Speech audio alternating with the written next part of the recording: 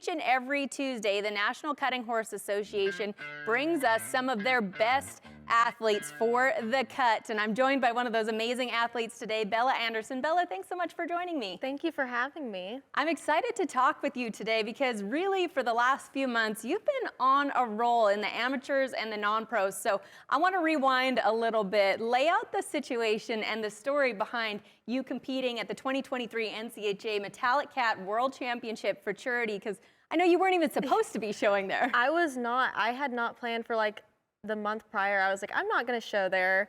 My horse that I had kind of just fell behind, so I wasn't going to show. And then we didn't even have this horse burn it down. We didn't own him till after the Open in the Futurity. A good friend of ours, Tate and Laura Bennett, they owned him and trained him all the way through. And then we got him for my mom, and she had some tough luck in the second go and let me show him in the amateur. And he's so strong and just so easy and fun to show. So he made it a very fun show to not expect to show and then be able to show him was awesome. Yeah, definitely a big turnaround from not even being entered, not expecting to show, to scoring a 217 in the finals to win $28,000 for the third place finish in the amateur finals. We're taking a look at you guys going to work right here. I want you to explain what we're seeing and what makes that horse so special. He's just so smart and he's so strong through all these movements, especially for just being a 3-year-old. Like he held this last cow for, I don't even remember how long, but it felt like forever, at least when I was on him.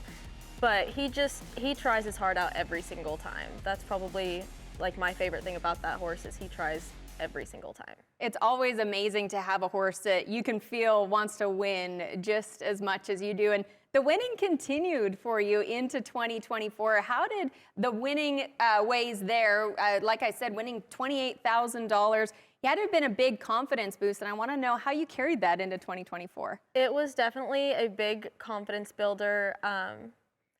When I went to Abilene, I didn't even think I was going to show him or Maverick. I thought I was just going to go show my little mare, who's much different than like that horse. And then when I found out I was getting to show him and Maverick, I was really excited because those two, you can both of them are just, you can go call on them.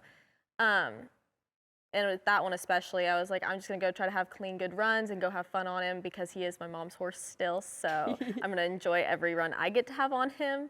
So that was kind of just my goal going into Abilene. I feel like we need to just enter you last minute at all of your shows because those are the horses that you've had success on. As you started to mention there, the 2024 Abilene Spectacular, you were winning all across the board. You were the non-pro champion in the 5- and 6-year-old on Maverick, this now 6-year-old. That's also your mom's horse. And then also on Maverick, the 5- and 6-year-old amateur champion. And then you were back again on Burn It Down, 4-year-old non-pro reserve champion there for over $17,000 in earnings. What does it take to be able to just hop on these horses and go? Are you riding them in the off time, or is that something that your mom's typically doing and then you just seem to keep having success at the shows? I definitely try to ride them as much as I can in the times before. Stay on them, stay riding different horses, just try to go show each horse for what it is probably the main thing with showing multiple horses, is remembering which one it is when you get on it and show it how it needs to be shown. I was there riding them every day in Abilene, up in the mornings and there getting on them all. So I think that helps to be able to know them, is even just being on them and like getting used to them. Yeah, knowing their personalities, knowing their little quirks. So obviously off to a great start in 2024. What's next for the rest of the season? I'm not sure exactly. I think the next aged event will be Cattlemen's. I'm going to try to go show my mare as much as I can, and she's close to being at 100,000. I think I can get her there by the end of the year, so that's my main goal. And then hopefully get to borrow my mom's horses at a few more shows. That would be fun. I was going to say, we'll look out for some last-minute entries for you, and it looks like you're going to continue to tear it up out there. Bella, thank you so much for joining me today and kind of breaking down your story a little bit. It's been a lot of fun chatting with you. Thank you for having me. Yeah.